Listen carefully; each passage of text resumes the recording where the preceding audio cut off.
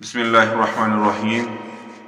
एक सवाल है जी, उम्मुल किताब और लौह महफूज, इसकी हकीकत क्या है कि ये दो अलग अलग किताबें हैं और इन किताबों का लिखने वाला कौन था और इसकी ज़बान क्या थी। तो बड़ा एक अहम सवाल है।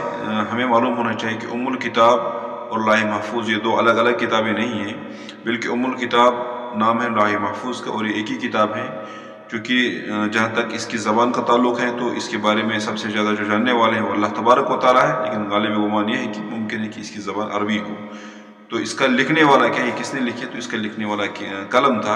अल्लाह तबारक व तआला हुक्म करते थे कलम को, और कलम फिर लिख देते थे जो कुछ भी अल्लाह तबारक व तआला को लिखना था। और इस लौह महफूज में हर एक इंसान की हर एक बात जो कि शुरू से आखिर तक जो भी होने वाला है सब कुछ इस लौह महफूज के अंदर लिखा हुआ था।